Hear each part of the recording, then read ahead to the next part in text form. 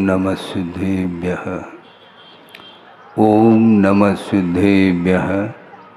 ओम नमः सिद्धेभ्यः। मंगलम भगवान वीरो मंगलम गौतमो गणे मंगलम कुंद कुंदाद्यो जैन धर्मोस्तु मंगलम सर्वमंगल मांगल्यम सर्वकल्याणकारकम प्रधानम सर्वधर्माणां जैनम जयतु शासनम। अहिंसा परमो धर्म की महावीर भगवान की प्रातः स्मरणीय परम पूज्याचार्य गुरुवर श्री विद्यासागर जी मुनि महाराज की जय।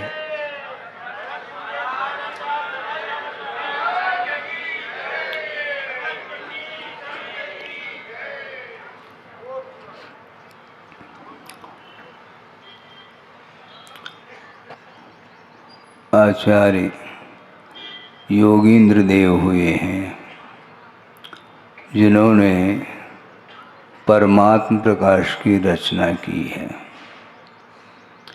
और उस ग्रंथ में एक प्रसंग दिया है कि केवल ज्ञान की क्या विशेषता है, और उन्होंने एक उदाहरण के माध्यम से उसको स्पष्ट किया है। वह ये है, सब लोग जानते होंगे सबसे बड़ा यदि कोई द्रव्य है तो कौन सा है? आकाश द्रव्य है। आकाशस्यानंतः एक सूत्र आता है तत्वार्थ सूत्र के अंदर कि आकाश द्रव्य अनंत प्रदेशी है। सभी द्रव्यों में वह बड़ा द्रव्य माना जाता है जो कि समस्त द्रव्यों के लिए अवकाश देता है। किंतु उस अनंत प्रदेशी आकाश के बीच में तीन लोक खड़ा है जो कि अनादि अनिदन है। उसका कर्ता धर्ता कोई नहीं है, न उसको विनाश नष्ट करने वाला भी कोई नहीं है, और उसकी रक्षा भी किसी व्यक्ति विशेष के द्वारा संभव नहीं है।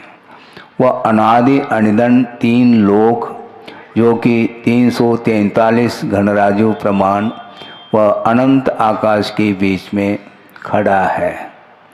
किंतु योगींद्र देव ये कहना चाह रहे हैं कि अनंत प्रदेशी आकाश के बीच में वह तीन लोक खड़ा है। वह किस प्रकार प्रतिभाषित होता है, प्रतीति में आता है, इसको उन्होंने ये दर्शाया है कि आप लोग आसमान में देखते हैं रात में, और आसमान के किसी एक कोने में तारा टिमटिमा हो देखने में आता है। तो आकाश अर्थात आसमान कितना बड़ा है और उसके एक कोने में तारा दिखाई दे रहा है। इसी प्रकार आकाश के बीच में वह तारे की भांति 343 राजु प्रमाण वह तीन लोक दिखाई देता है। और केवल ज्ञान रूपी आकाश में ये आकाश किस प्रकार प्रतिभाषित होता है, तो तारे की भांति प्रतिभाषित हो रहा है। आप सोचो विचार को, यहाँ तक उनका कहना है। हालांकि आकाश द्रव्य तो एक ही है, किंतु एक परिकल्पना कर लें कि इस प्रकार के अनंत प्रदेशी आकाश अनंत भी आ जाए तो भी केवल ज्ञान रूपी आकाश में सब समाहित हो जाएंगे।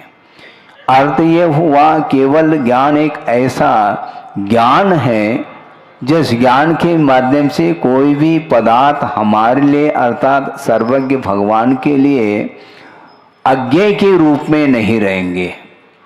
सभी पदार्थों का ज्ञान उन्हें होता है। होने के उपरांत भी उनके अंदर कोई वेव्स नहीं उठता, कोई तरंग नहीं उत्पन्न होती है कि इसको हम ग्रहण कर लें। पूरा स्वर्गीय दृश्य भी उनके ज्ञान में आ रहा है। नार की दृष्टि भी आ रहा है। चतुर्गति के जो भी जीव हैं वो सारे सारे कौन कहाँ पर किस कर्म का फल भोग रहे हैं, वो सारा सारा विषय उनके दृष्टिगत हो रहा है। इसके उपरांत भी उनका ज्ञान किसी भी पदार्थ से, किसी भी वस्तु से प्रभावित नहीं है। सम्यक ज्ञान अलग वस्तु है और वस्तु से प्रभावित नहीं होने रूप जो ज्ञान की परिणति है वह अपना अलग अस्तित्व रखता है। सम्यक दर्शन के अभाव में ज्ञान असमीचीन रहता है, सम्यक नहीं माना जाता, और सम्यक दर्शन के माध्यम से ही ज्ञान में समीचीनता आती है, वह सम्यक ज्ञान की कोटि में आता है। किंतु सम्यक ज्ञान की कोटि में आना अलग वस्तु और किसी भी पदार्थ से वह ज्ञान प्रभावित नहीं होता, ये अलग वस्तु है। आप पदार्थ को जानते हैं, आप सभी सम्यक दृष्टि में तो घोषित करता हूं, इसमें क्या दिक्कत है अपन को, क्योंकि चरणानुयोग की पद्धति से सभी सम्यक दृष्टि है।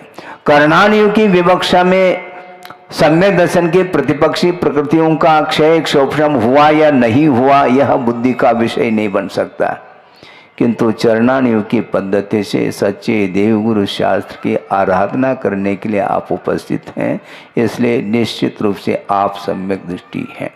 और सम्यक दृष्टि है तो सम्यक ज्ञान तो स्वाभाविक रूप से उत्पन्न होता है। और सम्यक दर्शन सम्यक ज्ञान जो उत्पन्न हो रहे हैं इसमें काल भेद भी नहीं है। पहला सम्यक दर्शन उत्पन्न होता फिर ज्ञान में समीचीनता आती है, ऐसा नहीं है, दोनों एक साथ उत्पन्न होते हैं। लेकिन ज्ञान में समीचीनता आते हुए भी पर पदार्थ से वह प्रभावित हो रहा है। ये किसका प्रभाव है? यह असंयम का प्रभाव है, इसको ध्यान में रखना है। इस विषय को और समय मिल जाए तो वहाँ पर, कहाँ पर, यह भी पंडाल है, लेकिन उस पंडाल में जहाँ पर पंच कल्याणक होने जा रहा है वहाँ पर विषय हम रखेंगे। समय जितना मिलेगा उसको देखते ही वहाँ पर रखने का प्रयास करेंगे। अर्थ ये है कि आपके पास सम्यक ज्ञान है, किंतु पर पदार्थ से आपका ज्ञान प्रभावित हो रहा है, आकर्षित हो रहा है, और पर पदार्थ से जो प्रभावित होने रूप जो ज्ञान की परिणति है वह रागान्वित ज्ञान माना जाता है, इसको भूलना नहीं चाहिए। सम्यक दर्शन अलग है, किंतु सम्यक ज्ञान होते हुए भी पर पदार्थ से आकर्षण आपका समाप्त नहीं हुआ। आप पदार्थ को जानते हैं, बोलना, क्योंकि आप सम्यक ज्ञानी हो गए। पदार्थ को जानते कि नहीं? पदार्थ को जानते हुए भी इष्टानिष्ट की परिकल्पना के साथ आपका ज्ञान पदार्थ को जान रहा है और स्वामित्व के साथ जानता है। ये मेरी वस्तु है, ये पराई है, इस प्रकार का जो भेद है यह बिना मोह के संभव नहीं है। इसलिए सम्यक ज्ञान उत्पन्न होने के उपरांत भी आपका मोह सक्रिय है, और मोह जब तक सक्रिय रहेगा तब तक वह सम्यक दर्शन सक्रिय होने में कठिनाई होती है। सम्यक दर्शन को भी सक्रिय बनाने के लिए बार बार गुरुदेव प्रवचन आदि के प्रसंगों में रखा है। सम्यक दर्शन उत्पन्न होना अलग वस्तु, किंतु सम्यक दर्शन को एक्टिव रखना चाहिए, सक्रिय। अर्थात सम्यक दर्शन के 8 अंग है, ज्ञात है आपको? सम्यक दृष्टि तो आप हैं, किंतु अंग भी तो होना चाहिए। अंग नहीं है तो अंगी नहीं, ये ध्यान रखो। आपका ये शरीर है और इस शरीर में 8 अंग हैं, और एक एक अंग को यदि मान लो हम पृथक कर लें तो शरीर कौन सा वस्तु है? मुझे बताओ, शरीर क्या है? कोई वस्तु नहीं वो तो 8 अंगों के साथ ही शरीर देखने में आता है। उसी प्रकार सम्यक दर्शन के यदि 8 अंग यदि मान लो विद्यमान है और उसमें सक्रियता है तो वह सम्यक दर्शन सुरक्षित रहता है। इसलिए सम्यक ज्ञान वह मोह से जब तक प्रभावित रहेगा तब तक उसके अंदर इष्टानिष्ट की परिकल्पना, हर्ष विषाद का भाव और स्वामित्व आदि रूप जो भाव वो विद्यमान रहेंगे। मैं इसका कर्ता है, मैं इसका भोक्ता, मैं इसका स्वामी, ये जो भाव है ये असंयम की भूमिका में ही संभव है। अथवा जहां तक परिग्रह का संबंध है वहीं तक वह भाव उत्पन्न होते हैं और परिग्रह का विमोचन करने के उपरांत स्वामित्व बुद्धि का अभाव हो जाता है।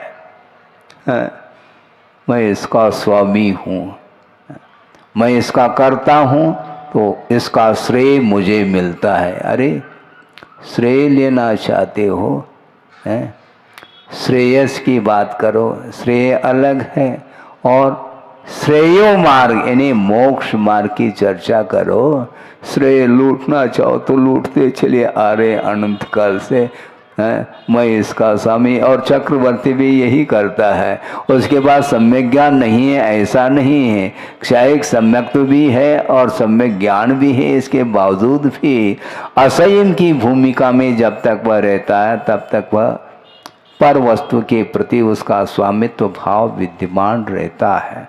इसी प्रकार सौधर्म इंद्र की भी बात है। हाँ, ये असंयम के कारण ही पदार्थ का स्वरूप जो है दृष्टिगत नहीं हो पाता। श्रद्धान का विषय अलग वस्तु, जैसा कल परसों हमने बात कही थी, किंतु श्रद्धान के साथ पदार्थ को जानते हुए भी इष्टानिष्ट हर्ष विषाद से ऊपर उठ करके पदार्थ को जानने का जो प्रयास करता है वह उस पदार्थ से कभी भी प्रभावित नहीं हो सकता, क्योंकि उसके प्रति उसका कोई स्वामित्व है ही नहीं।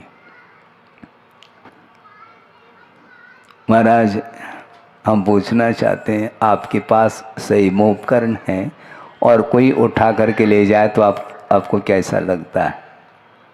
कुछ नहीं लगता मुझे, मैं यथावत बैठा रहूंगा, प्रवृत्ति नहीं करूंगा, ये ध्यान रखो, क्योंकि संयमोपकरण का अभाव है।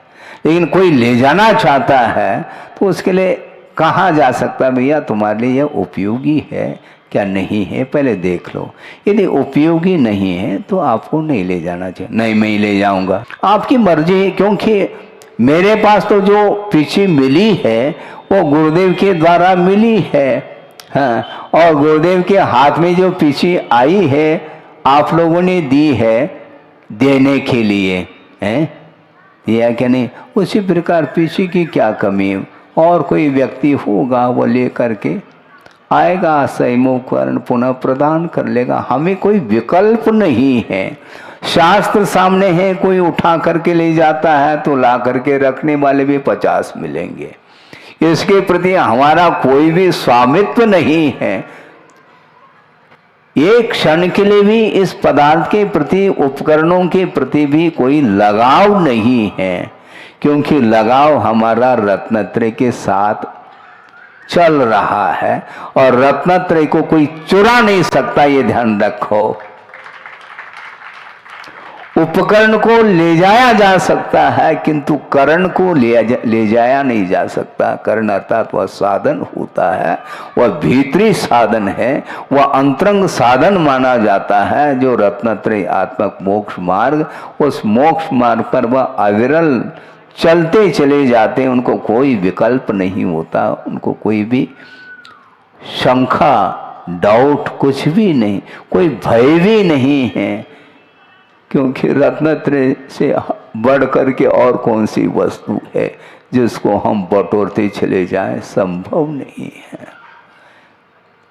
सोचो, विचार करो। उन्होंने ये कहा, ये केवल ज्ञान की विराटता तो देखो, सारा का सारा द्रव्य पदार्थ उस केवल ज्ञान में अवतरित हो रहा है, किंतु एक क्षण के लिए भी कोई भी इष्टानिष्ट की कल्पना, कोई भी प्रभाव उन पदार्थों का उस ज्ञानोपयोग के ऊपर नहीं पड़ सकता। एक बहुत अच्छा प्रसंग गुरुदेव ने दिया है, वह आपके सामने रख रहा हूं कि उपयोग की व्यग्रता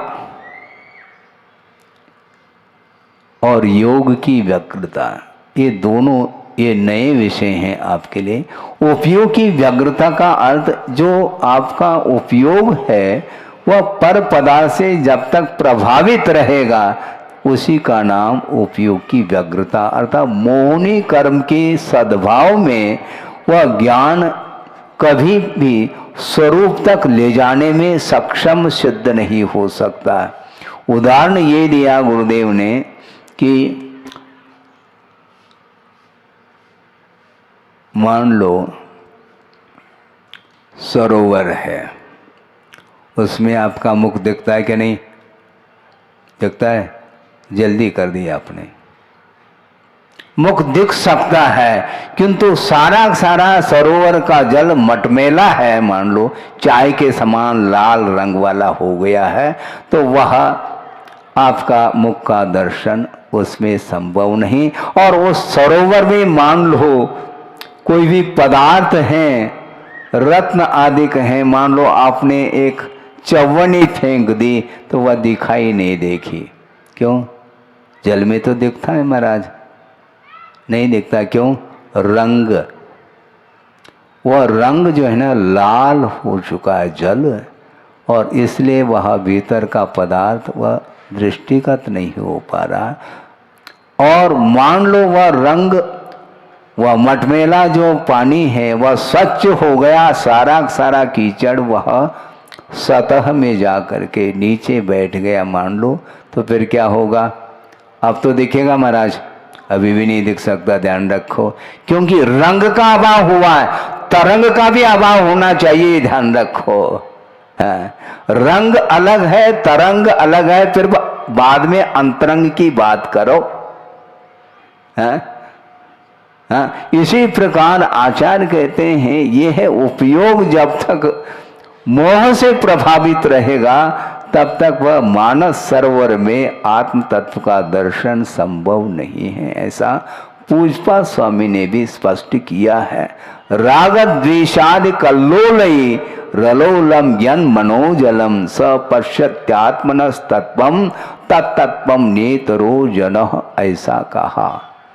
जब तक यह मानस सरोवर राग द्वेष आदि के तरंगों से तरंगायित है तब तक वह आत्मा का दर्शन उसमें संभव नहीं है। तो अंतरंग कैसा दिखेगा? अंतरंग दिखता है। किरीट मुकुट पहन करके आया है कौन? सौधर्मेंद्र। उनको पूछना चाहते हैं उसको अंतरंग का दर्शन हो रहा है? नहीं हो रहा है। क्यों? अपने आप को वह सौधर्म इंद्र के रूप में मान रहा है, मुकुट पहना है। मुकुट पहन करके भगवान की आरती उतार सकता है, भगवान की स्तुति पूजन अर्चन आदि कर सकता है। इसके उपरांत भी ध्यान रखो वह सौधर्मेंद्र जो ऊपर से आया है समूह शरण में, वह विक्रिया के माध्यम से आया है, ये ध्यान में रखना चाहिए। मूल शरीर तो वहीं पर विद्यमान है जहाँ पर वह रहता है। सोचो विचार को। इसीलिए वह असंयम की भूमिका से ऊपर नहीं उठ सकता, और जब तक असंयम की भूमिका से ऊपर नहीं उठेगा तब तक वह पर पदार्थों से प्रभावित होता रहेगा। ये बात अलग है सच्चे देव गुरु शास्त्र को छोड़ करके अन्य किसी भी रागी देवी देवताओं की वह उपासना नहीं करता, ये उतना ही सत्य है। किंतु जब पूजन अर्चन से वह निवृत्त हो जाता है तो उस समय उसके अंदर परिणाम कौन से रहते उसी को पूछ लेना। गुणस्थान कौन सा है उसका? चौथा ही गुणस्थान है ना। क्षायिक संवेदन है ना हमारा? हाँ, तुम रखो अपने जेब में क्षायिक संवेदन को। किंतु संयम की भूमिका में जब तक नहीं आएगा तब तक वह पदार्थ से प्रभावित होता ही चला जाता है। तो बात यह है राग द्वेष आदि की परिणति जब तक इस आत्मा में रहेगी तब तक वह कदम कदम पर बाहरी पदार्थों से वह आकर्षित होता ही चला जाता है। और जब तक यह उपयोग की परिणति मोह से प्रभावित रहेगी तब तक वह आत्मा का दर्शन नहीं कर सकता। आत्मा का श्रद्धान तो हो सकता है, इसमें कोई बाधा नहीं। श्रद्धान अलग वस्तु, और उसका संवेदन करना चाहो तो वह सारे सारे परिग्रहों से मुक्त होकर के रत्नत्रय को जब तक अंगीकार नहीं करता तब तक आत्मा का दर्शन नहीं हो सकता। इसलिए आत्मदर्शन में क्या मोह की व्यग्रता भी बाधक है और योग की व्यग्रता भी बाधक है, ऐसा कहा है। रंग और कौन तरंग, इन दोनों का अभाव करना है, ये ध्यान रखो। उसके बिना आपका मुख उस सरोवर में दिख नहीं सकता, और सरोवर में जो पदार्थ है उसका भी आप अवलोकन नहीं कर पाएंगे। इसलिए हमें बहुत पुरुषार्थ करने की आवश्यकता है। किस प्रकार भगवान पुरुषार्थ करते हैं, किस प्रकार मोक्ष पथ पर आरूढ़ होते हैं, किस प्रकार उन्हें वैराग्य उत्पन्न होता है, किस प्रकार संसार असारता के रूप में प्रतिभाषित उन्हें होता है, ये सारा का सारा दृश्य आपको एक दिन के बाद धीरे धीरे वह ओपन होने जा रहा है। सोचो, विचार करो, ये बहुत कठिन काम है, क्योंकि जिस कार्य को अभी तक हम संपादित नहीं कर पाए हैं उस कार्य को संपादित करना खेल है क्या? भव लग जाएंगे, पता नहीं कितने भव लगने हैं। फिर कब तक करना महाराज? पूछो नहीं कब तक। जब तक भूख नहीं मिटेगी तब तक भोजन करते रहो, इसमें क्या दिक्कत है? उसी प्रकार जब तक साधन की उपलब्धि नहीं होगी तब तक निरंतर हमें निरपेक्ष भावना के साथ, निस्वार्थ भाव के साथ ही आराधना प्रभु की करनी है और गुरु की आराधना भी करनी है। सोचो, विचार करो। संसारी प्राणी वह दुखी है, पीड़ा का अनुभव कर रहा है, उसकी पिटाई हो रही है। किसके द्वारा? कर्मों की द्वारा। लेकिन ये ध्यान रखो, अग्नि की पिटाई होती है? होती है। कब होती है? अग्नि की पिटाई नहीं हो सकती। यदि होती है तो वह अग्नि यदि लोह तत्व में, लोह पिंड में यदि प्रविष्ट हो जाती है तो घन के प्रहार के माध्यम से अग्नि की पिटाई होती है। समझ में आ रहा है कि नहीं? उदाहरण अच्छा उदाहरण है महाराज, सटीक। हाँ, बिल्कुल ठीक है। अग्नि की पिटाई तुम रात दिन करो, उसकी पिटाई नहीं हो सकती। उसी प्रकार आत्म तत्व जो है जब तक शरीर के आश्रित रहेगा तब तक उसकी पिटाई होती रहेगी, ये ध्यान रखो। इसलिए शरीर से जब तक वह अपने आप को पृथक नहीं कर पाएगा तब तक उसकी पिटाई होती रहेगी। शुद्ध परमेष्टि शरीरातीत हो चुके हैं, त्रिविध कर्ममल वर्जित शुद्ध महंता, इस प्रकार षडालाकार कह रहे हैं। ज्ञानावरणादि द्रव्य कर्म, राग द्वेष आदि भाव कर्म और ये शरीर रूप नो कर्म, इन तीनों कर्मों से वह आत्म तत्व पृथक हो चुका है। इसलिए अनंत काल तक वह वहीं पर विराजमान रहेंगे, लोक के अग्रभाग पर। प्रलय भी हो जाए तो भी बाल मात्र भी उनके लिए कोई भी बाधा उपस्थित नहीं होगी। क्यों? वह किसी से बाधित नहीं होंगे। और आत्मा को यदि बाधा पहुंच रही है तो शरीर के कारण ही पहुंच रही है। और शरीर जब तक रहेगा, ये नो कर्म शरीर जब तक रहेगा तो भिन्न भिन्न निमित्तों को लेकर के अपना कर्म उदय में आकर के इसको पीड़ा पहुंचाता रहेगा। हाँ, आप जा रहे हैं और क्या लग जाता है? ठोकर लग जाती है। ठोकर क्यों लग रही है? शरीर है तभी तो लग रही ठोकर। शरीर यदि नहीं है, रात में उठे हैं, बाहर निकलना है और बहुत बड़ा खंबा है और बस क्या हो गया, माथा फूट गया। क्यों फूटता है वो? क्योंकि वह शरीर ही बाधा उपस्थित करता है। बादर नाम कर्म का उदय चल रहा है, इसलिए समय समय पर वह कर्मों से बाधित होता चला जाता है, इसलिए उसको पीड़ा का अनुभव होता है, दुख का संवेदन होता है। दुख से मुक्त होना चाहो तो दुख के लिए जितने भी कारण हैं उन कारणों से पहला मुक्त होना चाहिए। बहुत पुरानी बात है कि आचार भक्ति के उपरांत हम बैठे थे, थुवोंजी की बात है, और वहाँ पर साउथ के कुछ लोग आए थे और दर्शन किए। वहाँ पर तत्व चर्चा चल रही थी, उसमें उन्होंने भी भाग लिया, बैठ गए और उन्होंने हाथ जोड़ करके कहा कि महाराज हमें मेरा मन स्वाध्याय करने का नहीं होता। क्यों, क्या बात है? महाराज मुझे डर लगता है। क्यों? वहाँ पर नरगति का भी वर्णन है, तिरंच गति का भी वर्णन है, निगोद का भी वर्णन है। उसको देख करके हमें डर लगता है, इसलिए हमने स्वाध्याय करना ही बंद कर दिया। क्योंकि उसमें लिखा हुआ है बहुत आरंभ और बहुत परिग्रह रखने से नरकाई का बंद होता है, और हमारे हाथ से परिग्रह छूट नहीं रहा। तो उनको ये कहा कि भैया तुम नरक से मत डरो, नरक कौन भेज रहा है तुम्हें? कोई भेजता है क्या? नहीं। उस प्रकार का कृत्य मत करो तुम जो पाप करना छोड़ता नहीं किंतु पाप के फल से डरता है। ये बड़ी विडंबना है। कारण से डरो ना, कार्य से क्यों डरते हो? हम ये पूछना चाहते हैं।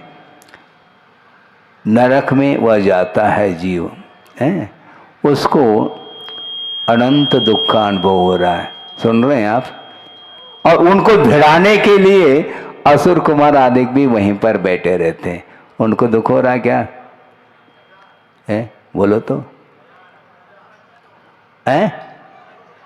मजा आ रहा है। क्यों? इसलिए मजा आ रहा है क्योंकि उसको नरकाई का उदय नहीं है, नरगति नामकर्म का उदय नहीं होने के कारण उसकी पर्याय नार की पर्याय नहीं है उसकी। इसलिए कर्म के उदय के कारण दुख का अनुभव करना पड़ता है, मात्र नो कर्म से दुख का अनुभव नहीं होता है। ध्यान रखो, कर्म का उदय चाहिए, और कर्म का उदय जो आता है वह बिना बंध के संभव नहीं है। कर्म बंद करता है, संसारी प्राणी होश हवास खो देता है। मेरे द्वारा क्या कर्तव्य है, क्या अकर्तव्य है, क्या करने योग्य, क्या नहीं करने योग्य, क्या उचित, क्या अनुचित, इसका कोई भी उसको भान नहीं है, और वह करता चला जाता है। और उसके माध्यम से जो कर्म का बंध होता है, उसके बाद जब उदय आता है तो फिर वह भगवान के सामने हाथ जोड़ता है। हाथ जोड़ने से क्या होता है मुझे बताओ? हाथ जोड़ने से कुछ नहीं होता। पहला किया क्यों तुमने? हाँ, पहले नहीं करने योग्य कार्य किया है। गुरु ने बहुत करुणा के साथ समझाने का प्रयास किया, इसके उपरांत भी हम बाद में देख लेंगे महाराज। हाँ ठीक है, बाद में तो वही देखना है जो देखने में आएगा है? इसलिए कर्म के उदय से डरो नहीं, बंद से डरो, ये कहा है? हम उदय से डरते हैं, जेल से डरता है हर व्यक्ति। जेल कौन भेज रहा है तुम्हें? चोरी करना छोड़ दो, चोरी करना तो जारी है, और वह जेल से वह मुक्त होना चाहता है, ऐसा है ही नहीं। इसलिए कारण से डरो, कार्य अपने आप ही नहीं हो सकता।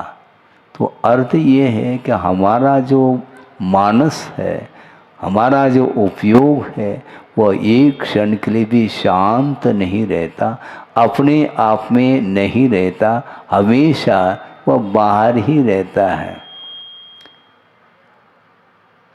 किसी ने किसी को पूछा आपके पिताजी हैं क्या?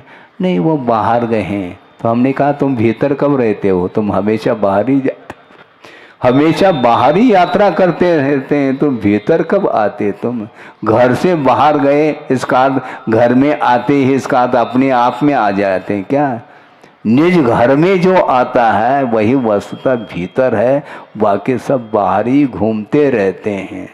बहुत कठिन काम है। एक बहुत छोटी सी पुस्तिका हमने पढ़ी थी, कब? दीक्षा की पूर्व की बात कर रहा हूँ। और पतली सी वह पुस्तिका है और उसके कवर पृष्ठ पर एक चित्र है, समोशरण की रचना है। अरहंत परमेष्टि विराजमान है, आचार्य उपाध्याय साधु आदि सभी उसमें समोशरण में विराजमान हैं। और उसमें एक ऊपर सिद्ध परमेष्टि का भी चित्र है। और उस पुस्तिका का नाम रखा था मोक्ष नगरी है। हमें बहुत अच्छा लगा था चित्र देख करके, मोक्ष नगरी। किंतु एक वृद्ध है और वह लाठी टेकता हुआ वह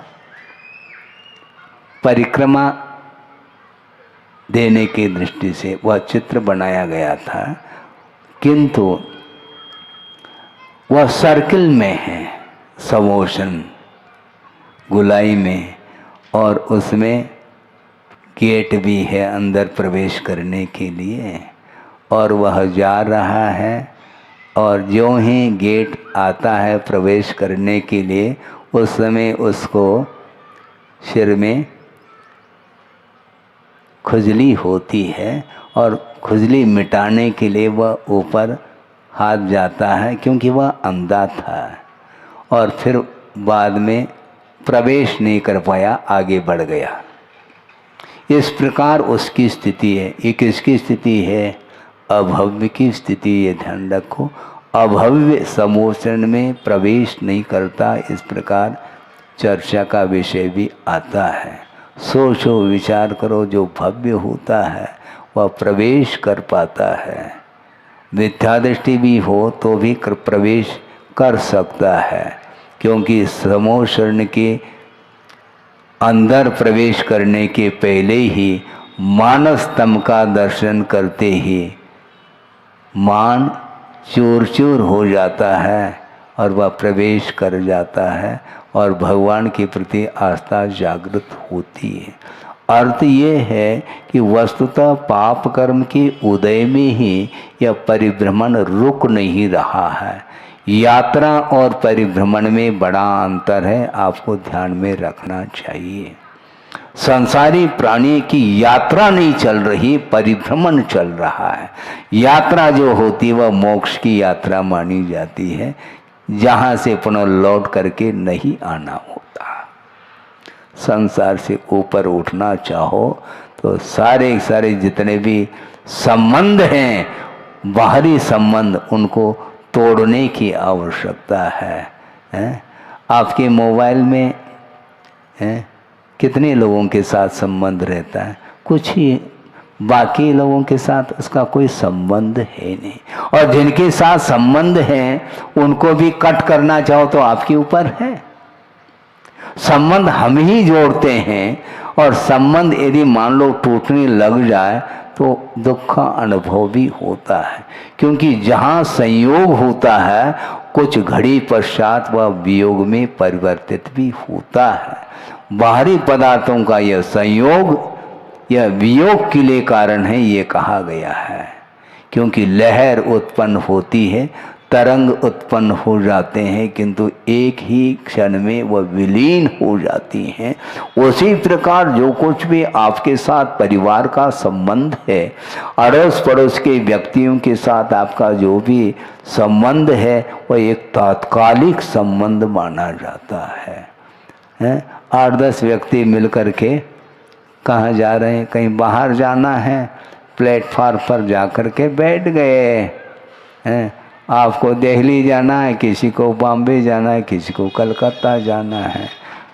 जाते समय यहाँ से तो मिल करके पहुँच गए हैं, क्योंकि मित्रता थी इसलिए, और अपने अपने गाड़ी में बैठ करके निकल गए। तो संयोग जो हुआ था 5-10 मिनट का, वह तात्कालिक संयोग था, फिर बाद में कोई साथ आने वाला नहीं है। इसलिए अनादिकाल से ये जो संयोग संबंध जुड़ा हुआ है वह संसार के लिए कारण है। इसलिए संसार से मुक्त होना चाहते हैं तो हमें संयोग से ऊपर उठना है, और संयोग में संसारी प्राणी के लिए एक तात्कालिक आनंद का अनुभव तो होता है, किंतु वह आनंद नहीं है, वह शांति नहीं है, वह सुख नहीं है। सुनो, वह सुख नहीं, किंतु है क्या? सुखाभास है, सुख नहीं। सुख जैसा प्रतीति में आ रहा है वह सुख वस्तुतः नहीं है, क्योंकि वह पराधीन है, और पराधीन जो सुख उत्पन्न होता है वह कर्म के अधीन होता है, और क्षण क्षण में परिवर्तन होता रहता है कर्मों का, कभी साता कभी असाता। इस प्रकार कभी पुण्य कर्म का उदय होता है, कभी पाप कर्म का उदय आ जाता है, तो वो सारा सारा खेल समाप्त हो जाता है।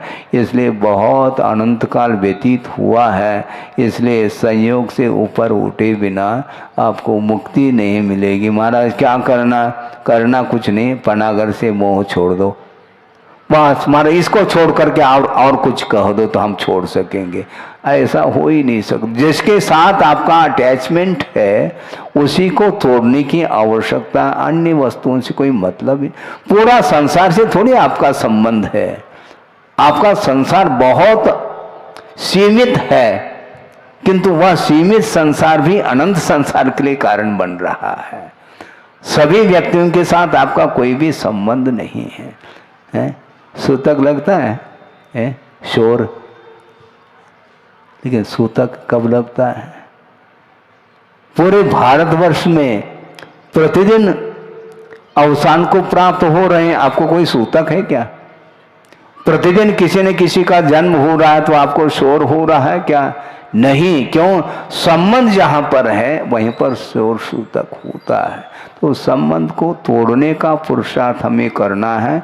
भगवान किस प्रकार पुरुषार्थ करते हैं उसको देखना है, उसका अनुकरण करना चाहो तो आप कर लो। हम तो अनुकरण कर ही रहे हैं। पंच कल्याणक में हम रहें अथवा न रहें, पंच कल्याणक तो 5 दिन के लिए, उसके उपरांत भी वह दृश्य हमेशा हमारे उपयोग में वह बना रहेगा।